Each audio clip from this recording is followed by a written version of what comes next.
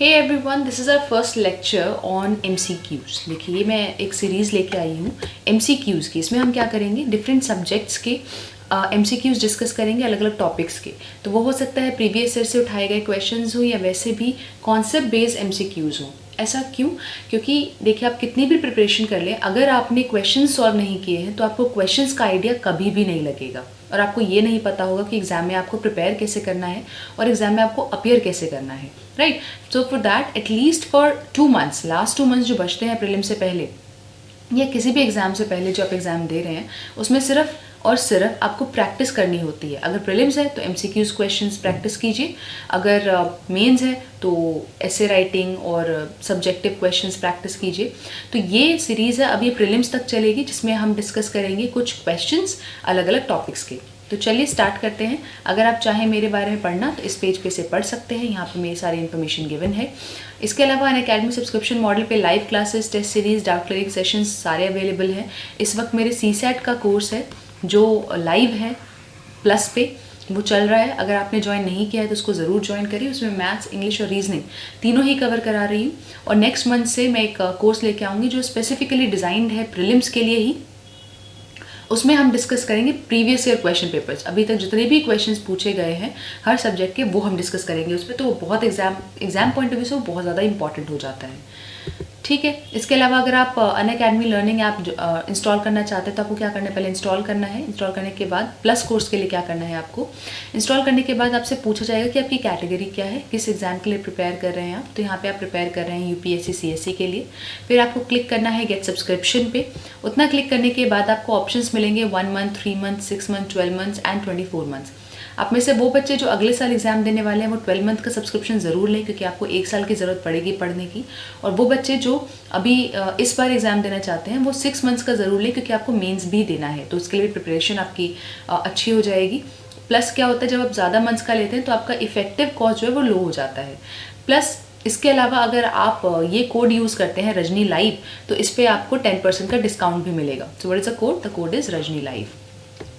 तो चलिए शुरू करते हैं क्वेश्चन शुरू करने से पहले आपको मैं बता दूं आपको क्या करना है। एक नोटबुक रखनी है अपने पास, और जैसे ही मैं क्वेश्चन पूछती हूँ वीडियो को पॉज करके आपको आंसर करना है। इनफैक्ट जब आप ये वीडियो देखेंगे तो आप कमेंट सेक्शन में भी आंसर कर सकते हैं। जैसे ही मैं क्वेश्चन पूछूँ आपको मैं कुछ सेकेंड्स का टाइम दूंगी और आपको आंसर करना है।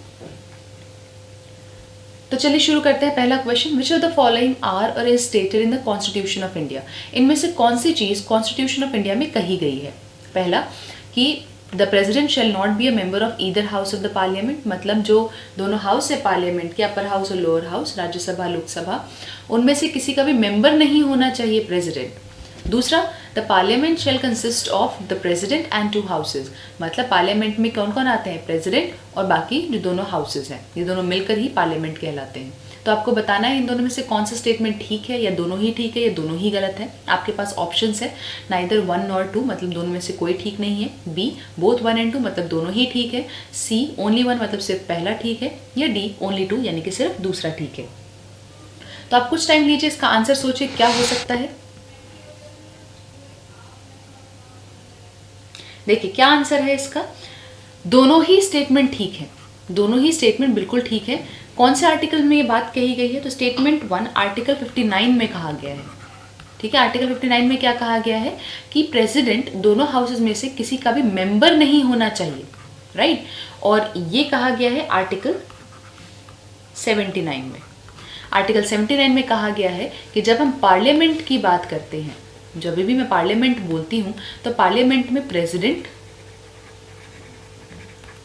और दोनों हाउसेस, ये दोनों आते हैं, ठीक है। दोनों मिलकर पार्लियामेंट बनाते हैं। और ये क्वेश्चन स्पेसिफिकली भी कई बार पूछा गया है कि पार्लियामेंट का पार्ट क्या क्या है। तो जब आप उसमें ऑप्शंस में होता है Rajya Sabha, Lok Sabha, president, prime minister, तो आपको ऐसे चूज करना होता है कि कौन कौन से इसमें से पार्लियामेंट का पार्ट है। तो कौन कौन है? प्रेसिडेंट, राज्यसभा, लोकसभा, जो 2 हाउसेज है वो दोनों। फिर आपसे क्वेश्चन पूछा गया है प्रियम्बल के ऊपर। ये क्वेश्चन 2 प्रियम्बल के ऊपर है। देखिए प्रियम्बल की खास बात यह है कि आपको बिल्कुल याद होना चाहिए प्रियम्बल। क्यों याद होना चाहिए? क्योंकि कभी भी ऐसा पूछ लिया जा सकता है कि आपको प्रियम्बल ही दे दिया गया और आपसे बोला गया कि उसमें से कोई एक वर्ड गायब कर देंगे और आपसे पूछेंगे कि बताओ वो वर्ड क्या है। तो इसके लिए जब तक आपको पूरा प्रियम्बल याद नहीं है तब तक ऑब्वियसली आप नहीं बता सकते।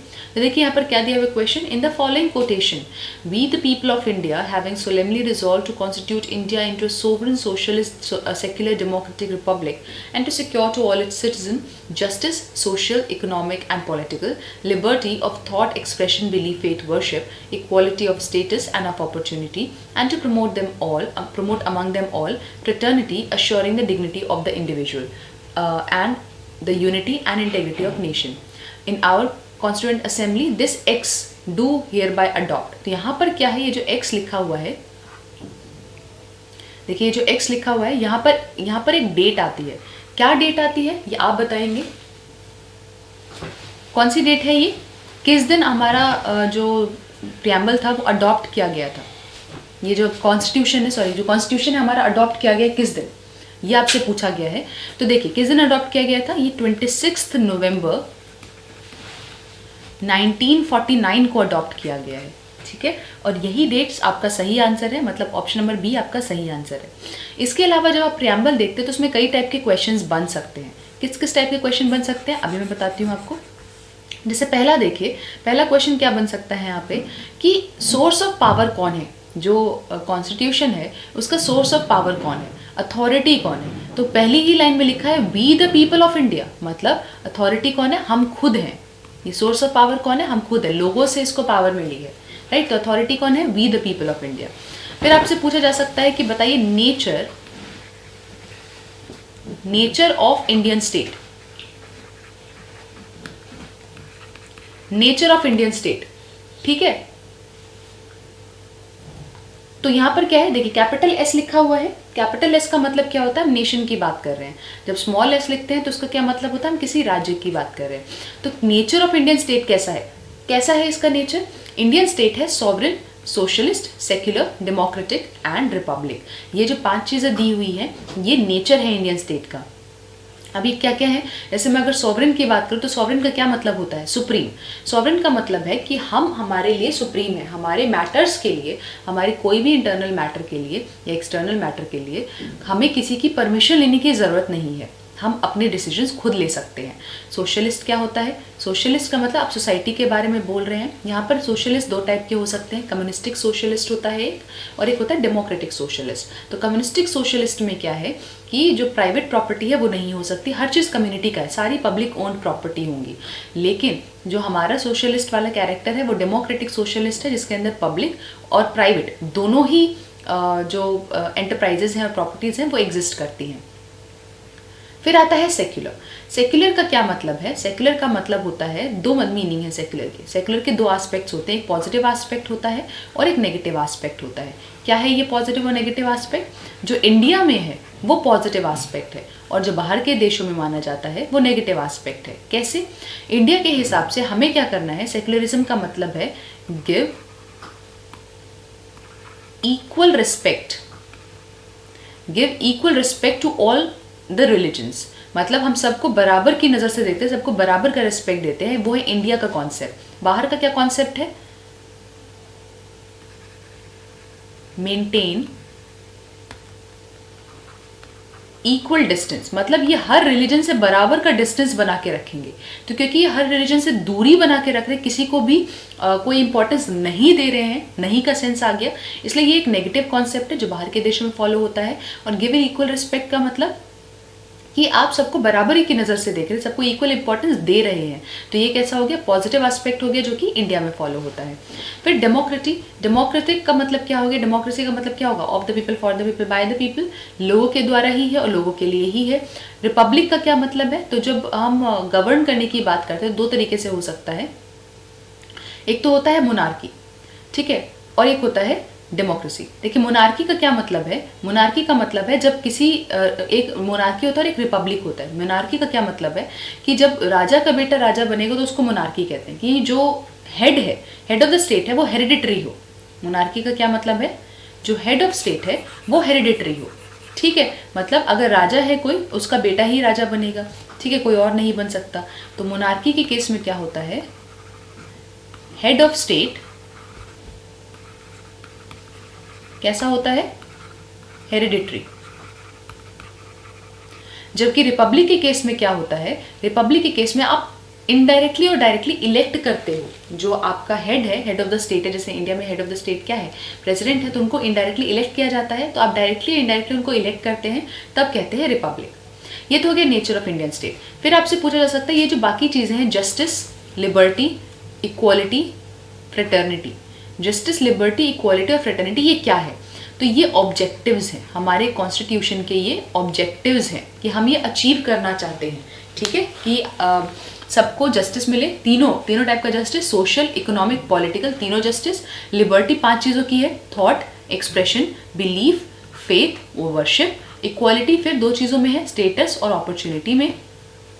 और फ्रेटर्निटी दो चीज़ों में है फ्रेटर्निटी, एक तो नेशन वाइज है और एक इंडिविजुअल वाइज है। तो इंडिविजुअल वाइज क्या करना है, इंडिविजुअल वाइज हमें डिग्निटी मेंटेन करके रखनी है, और नेशन वाइज क्या करना है, यूनिटी और इंटेग्रिटी मेंटेन करके रखनी है, ठीक है। तो ऐसे पार्ट्स में जब आप याद करेंगे 2-3 बार तो आपको बहुत अच्छे से याद हो जाएगा, और ये बहुत काम आता है आपको। मान लो यहाँ पर फ्रेटर्निटी वर्ड गायब कर दिया और बोल दिया dash assuring the dignity of individual, तो मुझे पता है कि इंडिविजुअल की डिग्निटी और जो नेशन की यूनिटी इंटेग्रिटी की बात है वो कहाँ की गई थी, फ्रेटर्निटी के अंदर की गई थी, तो इसका आंसर क्या आएगा, फ्रेटर्निटी आएगा, राइट। तो आपको ऐसे प्रियम्बल याद होना चाहिए। नेक्स्ट क्वेश्चन है, विच one of the following schedules of the constitution of India contains provisions regarding anti defection law.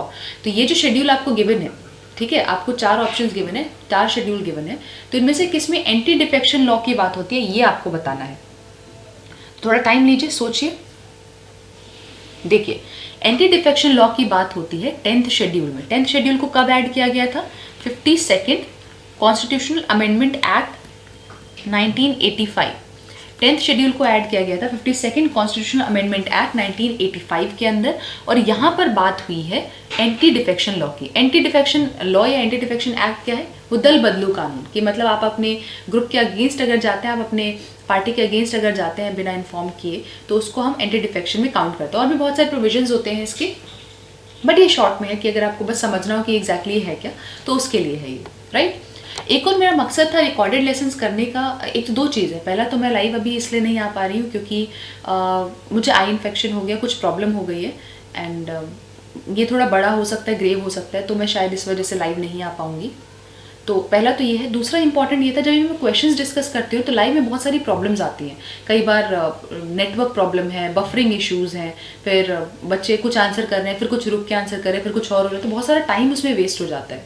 पर मैं क्या चाहती थी कि शॉर्ट पीरियड ऑफ टाइम में आपको मैं ज़्यादा से ज़्यादा क्वेश्चंस करा सकूँ, इसलिए मैंने सोचा कि रिकॉर्डेड लेसन करते हैं, उसमें कम टाइम में भी ज़्यादा क्वेश्चंस आप कवर कर सकते हैं ईजिली, राइट। तो इसको आपको रेगुलरली देखना है, और आपको कोई भी अगर डाउट आता है, कुछ भी क्वेश्चन पूछना है, तो आप कमेंट सेक्शन में तो पूछ ही सकते हैं। उसके अलावा मेरा टेलीग्राम चैनल है रजनी झा के नाम से, ठीक है। उस टेलीग्राम चैनल पे भी आप मुझसे जुड़ सकते हैं, वहाँ पे आप खुद को ऐड कीजिए, वहाँ पे आपको रेगुलर अपडेट्स मिलते रहेंगे। और इसके अलावा जो बच्चे मेरे प्लस मॉडल पे मेरे साथ जुड़े हुए हैं, उनका मैंने व्हाट्सएप ग्रुप बना रखा है ताकि वो मुझसे डायरेक्टली जुड़े रहें, राइट। और वैसे भी देखिए, जब ये कर्फ्यू वगैरह के चक्कर में, कोरोना वायरस के चक्कर में आप इंस्टीट्यूट में तो जा नहीं सकते, तो कहीं से तो आपको पढ़ना पड़ेगा, तो इसका फ़ायदा उठाइए। ऑनलाइन एजुकेशन आपके लिए बेस्ट चीज़ है। सोचिए अगर ऑनलाइन एजुकेशन अभी नहीं होता तो क्या होता, आप इंस्टीट्यूट जा नहीं पाते, गाइडेंस आपको मिल नहीं पाती, तो आप फिर पीछे हो जाते। तो इन सब चीज़ों के हिसाब से consider yourself very lucky in this situation also. चलिए नेक्स्ट क्वेश्चन करते हैं। तो कॉन्स्टिट्यूशन ऑफ इंडिया रिकॉग्नाइजेस, मतलब भारत के संविधान में इनमें से कौन सी चीज़ कही गई है। पहला, रिलीजियस माइनॉरिटी, मतलब रिलीजियस माइनॉरिटी की बात की गई है। दूसरा, लिंग्विस्टिक माइनॉरिटीज़ की बात की गई है सिर्फ, या फिर तीसरा, रिलीजियस और लिंग्विस्टिक माइनॉरिटीज़ दोनों की बात की गई है, या फिर चौथा, रिलीजियस, लिंग्विस्टिक और एथनिक माइनॉरिटीज़ की बात की गई है। तो आप बताइए किस किस की बात की गई। माइनॉरिटीज़ की बात की तो गई है, पर कौन से माइनॉरिटीज़ की बात की गई है। तो देखिए, अगर मैं आर्टिकल 29 और 30 की बात करूं, ठीक है, आप कमेंट सेक्शन में आर्टिकल 29 और आर्टिकल 30 लिख के मुझे बताएंगे, एंड ट्रस्ट मी, मैं खुद रिप्लाई करती हूँ कमेंट्स में। जब मैं देखती हूँ कि आपने रिप्लाई किया है और आपके क्वेश्चंस हैं, तो मैं खुद रिप्लाई करूँगी, ठीक है। तो देखिए, आर्टिकल 29 और आर्टिकल 30, आर्टिकल 29 और 30 में क्या बोला गया है, कल्चरल एंड एजुकेशनल राइट्स की बात की गई है। तो जब कल्चरल और एजुकेशनल राइट्स की बात की गई है, उसी वक्त माइनॉरिटीज़ की भी उसमें बात की गई है। लेकिन कौन से माइनॉरिटीज़ की, वहाँ पे बात की गई है सिर्फ और सिर्फ रिलीजियस और लिंग्विस्टिक माइनॉरिटीज़ की। तो अगर आपसे पूछा जाए कि सिर्फ लिंग्विस्टिक की बात की गई है तो वो भी गलत हो जाएगा। अगर आपसे बोला होता सिर्फ लिंग्विस्टिक की बात की गई है वो भी गलत हो जाएगा। तो रिलीजियस और लिंग्विस्टिक दोनों की बात की गई है, लेकिन एथनिक माइनॉरिटीज की बात नहीं की गई है कहीं पर भी, राइट। अब दूसरा क्वेश्चन इसी से उठता है कि आप बताइए कौन से आर्टिकल में माइनॉरिटीज को डिफाइन किया गया है, किस आर्टिकल में माइनॉरिटीज को डिफाइन किया गया है।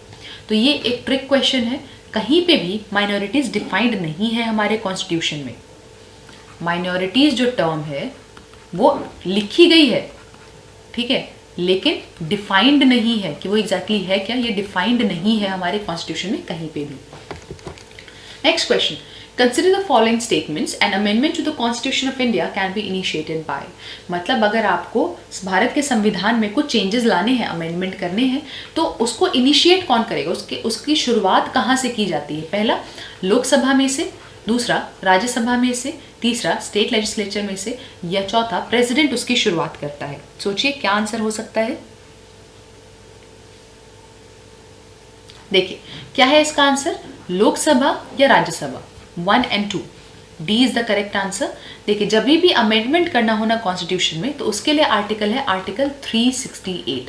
मैं जो article in previous year question में बता रही हूँ ये आर्टिकल्स आपको अच्छे से पता होने चाहिए, एंड ट्रस्ट में याद करना मुश्किल नहीं है। आप जैसे ही अगर इस वीडियो को आपने 2-3 बार एक आज देख लिया, फिर एक हफ्ते बाद दोबारा देख लिया, फिर उसके एक हफ्ते बाद दोबारा देख लिया, ऐसे करके आप अगर देखते रहेंगे ना 2-3 बार अगर आपने देख लिया तो ये आपको वैसे ही याद हो जाएगा।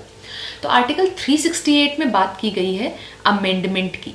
अमेंडमेंट टू द कॉन्स्टिट्यूशन कहाँ हो सकता है, आर्टिकल 360 में बताया हुआ है कि इसको आप इनिशिएट कर सकते हैं किसी भी हाउस से, लोकसभा से या राज्यसभा से, किसी भी हाउस से आप अमेंडमेंट करने के लिए इनिशिएट कर सकते हैं। लेकिन उसके लिए क्या आपको प्रेसिडेंट का असर्शन चाहिए होता है, क्या आपको प्रेसिडेंट का रिकमेंडेशन चाहिए होता है, तो नहीं, इसके लिए प्रेसिडेंट का रिकमेंडेशन रिक्वायर्ड नहीं है, ठीक है, इसके लिए प्रेसिडेंट का रिकमेंडेशन रिक्वायर्ड नहीं है। और स्टेट लेजिस्लेचर से तो वैसे ही कॉन्स्टिट्यूशन में चेंजेस नहीं हो सकते, राइट।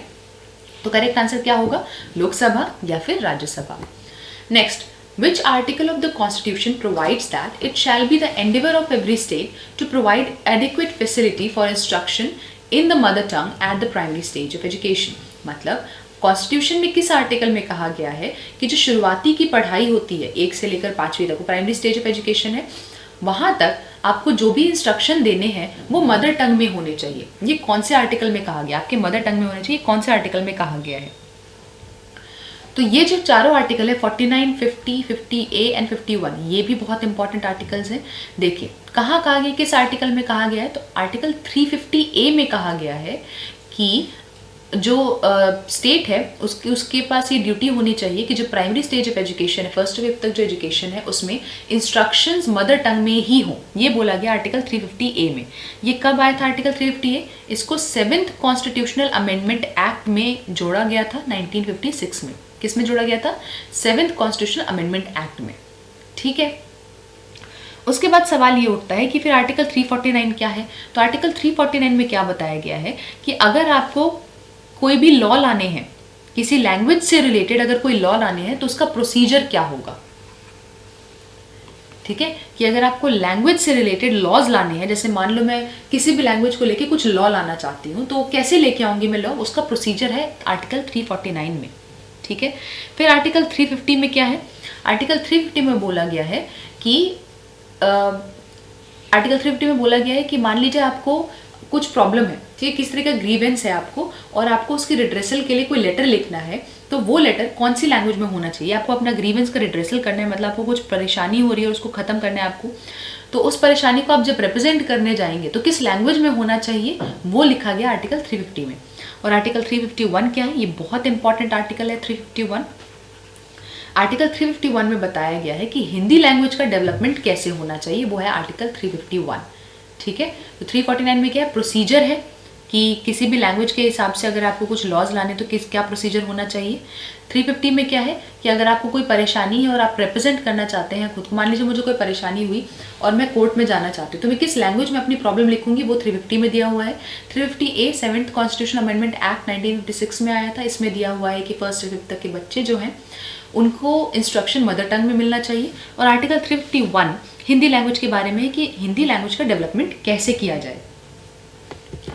फिर आता है next, which one of the following statements correctly describes the 4th schedule of the constitution of India. किस स्टेटमेंट में 4th शेड्यूल के बारे में लिखा गया है, मतलब 4th शेड्यूल भी क्या दिया गया है, वो कौन से ऑप्शन में। ए है, it list the distribution of powers between union and state, मतलब यूनियन और स्टेट में जो पावर का डिस्ट्रीब्यूशन है कि ये पावर्स आपके पास हैं, इस पावर में आपके पास है, ये लिस्ट आपके पास है, ये लिस्ट आपके पास है, तो वो जो डिस्ट्रीब्यूशन ऑफ पावर है वो 4th शेड्यूल में दिया गया है। क्या ये सही है? सोचिए। बी में बोला गया, it contains the languages listed in the constitution. B और सी ऑप्शन सेम हो गया है, तो इसको आप इग्नोर कर सकते हैं कि मतलब कॉन्स्टिट्यूशन में जो लैंग्वेजेस लिखी हैं वो 4th शेड्यूल में लिखी गई हैं, 4th शेड्यूल में उसके बारे में लिखा गया है। या फिर it allocates seats in the council of state, मतलब राज्यसभा में कितनी सीट होगी वो बताया गया है 4th शेड्यूल के अंदर। तो सही आंसर क्या है इसका? 4th, कि राज्यसभा में या काउंसिल ऑफ स्टेट्स में कितनी सीट्स होंगी ये बताया गया है 4th शेड्यूल के अंदर। नेक्स्ट देखिए, if a new state of the Indian union is to be created, which one of the following schedules of the constitution must be amended. मतलब अगर मुझे नया स्टेट बनाना है तो कौन से शेड्यूल में इसकी बात की गई है, मतलब कौन से शेड्यूल में चेंजेस लाने पड़ेंगे। देखिए, अगर मैं नया स्टेट बना रही हूँ तो उस शेड्यूल में चेंजेस आने चाहिए जिसमें स्टेट के बारे में लिखा होगा ऑब्वियसली। तो आप बताइए किस शेड्यूल में स्टेट और यूनियन टेरिटरीज का नेम लिखा होता है, किस में लिखा होता है? फर्स्ट में। फर्स्ट शेड्यूल के अंदर names of states and UTs है, names of states and union territories है। ठीक है, नेक्स्ट क्वेश्चन देखो। अब आपको क्या करना है, इसमें आपको एक तरफ आर्टिकल्स गिवन है, जैसे आर्टिकल 16(2), आर्टिकल 29, आर्टिकल 30, आर्टिकल 31, और आपको इसको मैच करना है इस साइड से। ये वाला मैं आपको होमवर्क देती हूँ, क्वेश्चन नंबर 9 आपका होमवर्क है। आप ये कमेंट सेक्शन में बताएंगे कि इसका आंसर क्या होना चाहिए। कोड्स भी मैं दिखा दूंगी आपको बताना है कि इनमें से कौन सा आर्टिकल 16 है, कौन सा आर्टिकल 29 है, कौन सा आर्टिकल 30 है, कौन सा आर्टिकल 31 है, राइट। तो यहाँ पर मैं एक चीज़ बता दूँ, 16 कहाँ आता है? 14 to 18 के बीच में आता है। 14 to 18 के जो आर्टिकल्स है वो इक्वालिटी के बारे में है। इनको याद करने का मैं अभी आज की क्लास में सिर्फ यही याद कराऊंगी आपको, हर क्लास में मैं थोड़ा थोड़ा आर्टिकल्स आपको याद कराती जाऊंगी, ठीक है। तो जैसे 14 to 18 आपको याद करना है तो कैसे याद करेंगे, इस पेज पे मैं कराती हूँ क्योंकि थोड़ा ब्लैंक है। जैसे 14 to 18 है, 14 to 18 है इक्वालिटी के बारे में है, ठीक है। ऐसे रफ आइडिया आपको होना चाहिए। अब अगर मैं आपसे पूछूं कि मान लीजिए आपने किसी का मर्डर कर दिया तो क्या वो सही होगा या नहीं? ऑब्वियसली नहीं सही होगा। कैसे पता चला आपको? कभी भी अगर कोई कंफ्यूजन है कि आप सही कर रहे हैं या नहीं कर रहे हैं तो आप कैसे पता करेंगे? उसके हिसाब से, जो लॉज है उसके हिसाब से पता करेंगे। अगर कोई लॉ बना हुआ है उसके अगेंस्ट तो मोस्ट प्रोबेबली वो गलत ही होगा। मतलब आपका जो डाउट है कि सही होगा या नहीं वो आपका लॉ रिमूव करता है, ठीक है। तो यानी कि क्या हो गया? Law removes doubt, DOUBT, law removes doubt. अब इसमें रिमूव को तो रिमूव ही कर दो। लॉ क्या है? ये है article 14, equality before law and equal protection of laws. फिर डी से क्या है? डिस्क्रिमिनेशन। डी से क्या है? डिस्क्रिमिनेशन। डिस्क्रिमिनेशन क्या हो गया? 14 के बाद क्या आता है? 15। तो आर्टिकल 15 में दिया हुआ है डिस्क्रिमिनेशन के बारे में। यू से क्या है? ओ से क्या है? अपॉर्चुनिटी। तो अपॉर्चुनिटी की बात कहाँ है? 15 के बाद क्या आता है? 16 में। फिर यू से क्या है? अनटचेबिलिटी। इसकी बात कहाँ है? 17 में। BT क्या है? Ban on titles. Ban on titles 17 के बाद क्या आता है? 18 में। तो एक सिंपल स्टेटमेंट से आपको 14 to 18 सारे याद हो गए, राइट। जैसे लॉ फर्स्ट वाले क्या? लॉ रिमूव्स डाउट अगर आपको याद है तो लॉ क्या होगा? Equality before law and equal protection of laws, article 14। D से डिस्क्रिमिनेशन वाला, आर्टिकल 15। ओ से अपॉर्चुनिटी वाला, आर्टिकल 16। यू से अनटचेबिलिटी वाला, आर्टिकल 17। और BT is ban on titles, मतलब टाइटल्स वाला, आर्टिकल 18। तो 14 to 18 आपको ईजिली याद हो गए। ऐसे मैं आपको काफ़ी सारे शॉर्ट ट्रिक्स के साथ पॉलिटी पढ़ाऊंगी जब हम पढ़ना शुरू करेंगे। तो अभी फिलहाल मैं शॉर्ट ट्रिक्स के साथ आपको ये बताऊंगी कि कुछ कुछ आर्टिकल्स कैसे याद करने हैं, ठीक है। चलिए नेक्स्ट क्वेश्चन पे चलते हैं। The purpose of inclusion of directive principles of state policy in the Indian constitution is to establish.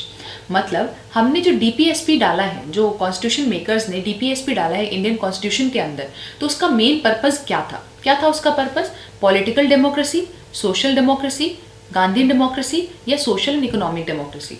तो देखिए DPSP डालने का क्या मतलब था? जब आप DPSP पढ़ेंगे डिटेल में तो आपको पता चलेगा उसमें हम क्या कर रहे हैं। सोसाइटी में इक्वालिटी लाने की कोशिश कर रहे हैं, लोगों में जो इनकम को लेके, स्टेटस को लेके जो इनइक्वालिटी है उसको बराबर करने की कोशिश कर रहे हैं। तो पॉलिटिकल डेमोक्रेसी तो नहीं हो सकता। तो पॉलिटिकल डेमोक्रेसी किससे आता है? पॉलिटिकल डेमोक्रेसी आता है फंडामेंटल राइट्स से। तो अगर आपसे क्वेश्चन ये पूछा होता है कि पॉलिटिकल डेमोक्रेसी आप कैसे इंक्लूड करते हैं, तो वो फंडामेंटल राइट्स से है। ठीक है, सोशल डेमोक्रेसी है पर सिर्फ सोशल डेमोक्रेसी नहीं है। अगर बेटर ऑप्शन आपको मिलता है तो आप उस पर जाएंगे, तो इसको सिर्फ हम एनसर्कल कर लेते हैं। गांधी डेमोक्रेसी भी है, लेकिन ये सिर्फ पार्ट है डीपीएसपी का, पूरा डीपीएसपी इस पर नहीं बेस्ड है। नेक्स्ट क्या है? Social and economic democracy. ये बिल्कुल करेक्ट आंसर है, क्योंकि ये कंप्लीट आंसर है। इसमें सोशल और इकोनॉमिक दोनों डेमोक्रेसी की हम बात करते हैं डीपीएसपी में, और पॉलिटिकल डेमोक्रेसी की हम बात करते हैं फंडामेंटल राइट्स में। वैसे भी सोचिए डीपीएसपी को आप क्यों ऐड किया गया था। देखिए उस टाइम पे क्या था ना, वेलफेयर स्टेट मेंशन करने के लिए, वेलफेयर स्टेट के लिए, ठीक है, वेलफेयर स्टेट के लिए कुछ चीज़ें ऐसी थी जो होनी चाहिए थी, पर उस वक्त हमारे पास इतने प्रोविजंस नहीं थे, इतने रिसोर्सेज नहीं थे कि हम उन चीज़ों को ला पाएँ। ठीक है, वेलफेयर स्टेट के लिए उस टाइम पे हमारे पास इतने रिसोर्सेज नहीं थे कि हम उन चीज़ों को ला पाएँ। इस वजह से उनको डीपीएसपी के अंदर डाल दिया गया कि फ्यूचर में जब भी हमारे पास इतने रिसोर्सेज होंगे, हमारे पास इतनी अपॉर्चुनिटीज़ होगी, तब हम इन चीज़ों को एक एक करके ला सके, क्योंकि हमारा एम वेलफेयर स्टेट का भी है। ठीक है, तो डीपीएसपी को क्यों ऐड किया गया था? ताकि वेलफेयर स्टेट का ड्रीम पूरा कर सके जब भी हमारे पास रिसोर्सेज हो तब। नेक्स्ट देखिए, which one of the following articles of DPSP deals with promotion of international peace and security. तो ये क्वेश्चन काफी इंपॉर्टेंट है। Promotion of international peace and security की किस आर्टिकल में बात की गई है? आर्टिकल 51 में, आर्टिकल 48A में, या आर्टिकल 43A में, या आर्टिकल 41 में? सोचिए क्या आंसर हो सकता है इसका। The correct answer is article 51। Article 51 के अंदर इंटरनेशनल पीस और सिक्योरिटी की बात है। अब ये आपका होमवर्क है, आप मुझे बताएंगे आर्टिकल 48 में ए में किसकी बात की गई, शॉर्ट में बस एक दो वर्ड्स। 43A में किसकी बात की गई है, और 41 में किसकी बात की गई है। एक और चीज़, जब भी आप प्रीवियस ईयर क्वेश्चन पेपर्स करें ना, तो हमेशा देखना ऑप्शंस में क्या क्या गिवन है। जो चारों ऑप्शन है इनके बारे में भी आपको पता होना चाहिए, क्योंकि हो सकता है अगले साल इनमें से किसी एक ऑप्शन से आपका क्वेश्चन बन जाए। तो जब भी आप क्वेश्चंस डिस्कस करेंगे या क्वेश्चंस पढ़ेंगे, तो चारों ऑप्शन के बारे में आपको आइडिया होना चाहिए। Next question, the 9th schedule to the Indian constitution was added by. 9th schedule को कब ऐड किया गया था? पहला फर्स्ट अमेंडमेंट के थ्रू, दूसरा 8th अमेंडमेंट के थ्रू, तीसरा 9th अमेंडमेंट के थ्रू, या फिर चौथा 42nd अमेंडमेंट के थ्रू। क्या आंसर हो सकता है, सोचिए। देखिए 9th शेड्यूल को ऐड किया गया था फर्स्ट अमेंडमेंट एक्ट के थ्रू। ठीक है, 9th शेड्यूल को कब ऐड किया गया था? First amendment act. कब आया था फर्स्ट अमेंडमेंट एक्ट? 1951 में। ठीक है, 1951 में आया था। और इसमें किसके बारे में बात है? इसमें बात है लैंड रिफॉर्म्स की। देखिए तीसरा क्वेश्चन हो गया शेड्यूल के ऊपर, मतलब आपको इससे समझ में आ गया कि शेड्यूल, फंडामेंटल राइट्स और डीपीएसपी कितने इंपॉर्टेंट है। यहाँ से क्वेश्चन आते ही आते हैं। ठीक है, तो 9th शेड्यूल जिसमें लैंड रिफॉर्म्स के बारे में बात है, कहाँ बात की, कब आया था ये? फर्स्ट कॉन्स्टिट्यूशन अमेंडमेंट एक्ट के थ्रू 1951 के अंदर। क्लियर है? नेक्स्ट देखते हैं। नेक्स्ट देखो, अब ये कुछ बोरोड फीचर्स हैं कि डीपीएसपी आपने कहाँ से लिया, फंडामेंटल राइट्स आपने कहाँ से लिया, कंकरेंट लिस्ट जो है वो कहाँ से ली, और इंडिया यूनियन ऑफ स्टेट्स है with greater power to the union, ये कहाँ से लिया गया है। तो डीपीएसपी और फंडामेंटल राइट्स तो सबको पता होंगे, क्योंकि ये हमें बार बार रटवाए जाते हैं कि डीपीएसपी कहाँ से लिया गया है। तो डीपीएसपी लिया गया है आयरलैंड से। ठीक है, डीपीएसपी कहाँ से आए हैं? आयरलैंड से। ठीक है, उसके बाद फंडामेंटल राइट्स, फंडामेंटल राइट्स कहाँ से आए हैं? यूएसए से। इसके बारे में तो जब फंडामेंटल राइट्स का मैं चैप्टर पढ़ाती हूँ तो सबसे पहले मैं यही कहती हूँ कि यूएसए में सबसे पहले इनकी बात चली थी। ठीक है, यूएसए में सबसे ज़्यादा इनको फॉलो किया जा रहा था, वहाँ से फिर सारी कंट्रीज ने इनको उठाया। ऐसे प्रियम्बल का भी यही सीन है। तो फंडामेंटल राइट्स कहाँ से है? United states of America, USA से। और directive principle of state policy कहाँ से? आयरलैंड से। ठीक है, तो इसके हिसाब से ऑप्शंस चेक करो आप। A5 तो नहीं हो सकता, तो फर्स्ट वाला गया, सी वाला गया, दो ऑप्शन बचते हैं आपके पास, बी एंड डी। अब आपको अगर सी और डी में से कोई एक भी आता है तो आपका आंसर सही हो जाएगा। तो डी क्या है? देखिए, union of states with greater power to union, इसका क्या मतलब है कि फेडरल है लेकिन टिल्ट कहाँ है? यूनियन की तरफ है। तो ये हमने कहाँ से लिया है आइडिया? ये हमने लिया है ऑस्ट्रेलिया से। ठीक है, इसके अलावा कंकरेंट लिस्ट जो United union and state relation में जो कंकरेंट लिस्ट है वो हमने कहाँ से ली है? कंकरेंट लिस्ट हमने ली है ऑस्ट्रेलिया से। ठीक है। और ये जो union of states with greater power to union है, ये हमने लिया है कनाडा से। क्लियर? कंकरेंट लिस्ट कहाँ से ली है? ऑस्ट्रेलिया से। और यूनियन ऑफ स्टेट वाली बात हमने कहाँ ली है? कनाडा से। तो ऐसे ना लिस्ट होती है पूरी कि कौन सी चीज़ कहाँ से उठाई गई है, ये आपको अच्छे से याद होना चाहिए, वहाँ से भी क्वेश्चंस ले लिए जाते हैं। क्लियर? तो मैं एक बार और बता देती हूँ, डीपीएसपी हमने कहाँ से लिया है? आयरलैंड से। फंडामेंटल राइट्स हमने कहाँ से लिए हैं? यूएसए से। कंकरेंट लिस्ट वाली बात हमने कहाँ से ली है? कंकरेंट लिस्ट वाली बात हमने ली है ऑस्ट्रेलिया से। और यूनियन ऑफ स्टेट्स है, इंडिया यूनियन ऑफ स्टेट्स है, लेकिन ज़्यादा पावर यूनियन के पास है, वो हमने कहाँ से लिया है? कनाडा से।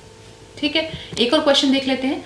विच one of the following schedules of the Indian constitution list the names of states and specifies their territory. तो ये क्वेश्चन सबको आ जाएगा जिन्होंने अभी थोड़ी देर पहले क्लास सारी अटेंड की है। अभी तक जो क्लास सुनी होगी तो उसमें आपको ये याद ही हो गया होगा। मैंने एक बार पहले भी बताया है कि नेम ऑफ स्टेट और यूनियन टेरिटरीज किस आर्टिकल में, किस शेड्यूल में है। तो ऑप्शन है आपके पास first schedule, second schedule, third schedule या फोर्थ शेड्यूल। क्या आंसर होगा इसका? The answer is first schedule. First schedule के अंदर नेम्स ऑफ स्टेट और यूनियन टेरिटरीज मेंशन्ड है। क्लियर? नेक्स्ट देखो, which one of the following statements correctly describes fourth schedule of the constitution of India. अच्छा, ये repeated हो गया। Fourth schedule हमने अभी पढ़ा ही था, किसमें था? राज्यसभा में। फिफ्थ, अभी लास्ट क्वेश्चन होगा, last question of the day. हम 15 क्वेश्चन से ज्यादा एक दिन में डिस्कस नहीं करेंगे ताकि आप इनको अच्छे से बार बार पढ़ सको। ठीक है। अब 14 to 17 आर्टिकल का दिया हुआ है। मैंने अभी थोड़ी देर पहले आपको ट्रिक बताई थी कि आप कैसे आइडेंटिफाई करोगे कौन सा क्या है। 14 to 18 तक आप कैसे आइडेंटिफाई करोगे? Law removes doubt. तो लॉ क्या है? 14 आर्टिकल। डी क्या है? 15 आर्टिकल। ओ क्या है? 16 आर्टिकल। यू क्या है? 17। और बी टी क्या है? 18। तो हमें देखो हमें क्या क्या पूछा हुआ है? 14, 15, 16, 17 पूछा हुआ है। तो 14 क्या है? लॉ वाला, लॉ की बात है 14 में। ठीक है। जो इजी से हमें दिख रहे हैं उनको पहले कवर कर लेते हैं। जैसे 15 क्या है? डिस्क्रिमिनेशन। डिस्क्रिमिनेशन कहाँ है? यहाँ देखो, डिस्क्रिमिनेशन की बात है, मतलब बी का क्या आएगा? फर्स्ट आएगा। फिर 16 में क्या है? अपॉर्चुनिटी की बात है, तो अपॉर्चुनिटी वाला क्या होना चाहिए? 16th होना चाहिए। तो यहाँ पर देखो अपॉर्चुनिटी फॉर ऑल, यानी कि 16th का सी का क्या आएगा? 4th। तो B1C4 है, वो ऑप्शंस में देख लेते कहाँ पे B1C4 गिवन है। तो बी और सी में B1C4 गिवन है, तो ये और ये तो वैसे ही आउट हो जाते हैं। ठीक है। और देख लेते एक और अगर हमें मिल गया तो आंसर मिल जाएगा। 17th क्या था? यहाँ पर देखो 17th है अनटचेबिलिटी, मतलब थर्ड वाला आएगा 17th का। तो देखो 17th में थर्ड कहाँ है? 17th में थर्ड यानी कि डी में थर्ड कहाँ है? ये रहा। तो ऑप्शन सही क्या है? Answer number C. Option number C is the correct answer. तो आई होप आपको ये चीज़ें समझ में आ गई होंगी। आपको ऐसे ही रोज़ 15 क्वेश्चन डिस्कस करने हैं, ऐसे ही रोज़ 15 क्वेश्चन अच्छे से पढ़ने हैं, चाहे वो प्रीवियस ईयर के क्वेश्चंस हो या कॉन्सेप्ट बेस्ड MCQs हो, पर मैं ये रोज़ लेके आऊँगी। इसके अलावा एक और होगी हाफ एन आवर की क्लास जो राज्यसभा डिस्कशन होगा। राज्यसभा डिस्कशन जैसे जो भी करंट अफेयर्स के मोस्ट इंपॉर्टेंट टॉपिक्स हैं उनको उसमें डिटेल में समझाया जाएगा विद ऑल द निटी-ग्रिटीज़। ठीक है। तो ये 2 क्लासेस आपकी फिक्स्ड रहेंगी, इन दोनों को आपको डेफिनेटली अटेंड करना है। और आपको अगर कोई भी डाउट आता है, किसी भी तरह का कुछ क्वेश्चन पूछना होता है, मान लीजिए आपको कुछ समझ में नहीं आ रहा, कुछ क्वेश्चन पूछना है, तो आप कहाँ पूछेंगे? कमेंट सेक्शन में आप पूछ सकते हैं, वहाँ पे I definitely get back to you. उसके अलावा भी अगर आप मुझे डायरेक्टली जुड़ना चाहते हैं तो टेलीग्राम चैनल रजनी झा पे खुद को ऐड कर सकते हैं। आप रजनी झा टाइप करेंगे, आपको टेलीग्राम चैनल मिल जाएगा, उस पर आप खुद को ऐड कर सकते हैं। ठीक है। So that's it for today's class. इसके अलावा भी अगर कुछ रह गया हो, कोई किसी तरह की क्वेरी रह गई हो, कोई सजेशन हो, तो आप कमेंट सेक्शन में लिख सकते हैं। तो आई होप आप लोगों को समझ में आ रहा होगा और आपके डाउट्स क्लियर हो गए होंगे। आप में से जो बच्चे इस साल का प्रीलिम्स दे रहे हैं वो डेफिनेटली इन लेसन्स को अटेंड करें और अच्छे से क्लासेस करें। ठीक है। इसके अलावा भी आपको अगर किसी तरीके की हेल्प की जरूरत पड़ती है तो आप मुझसे कॉन्टैक्ट कर सकते हैं। That's it for today's class. Thank you so much for joining in. Have a great day ahead.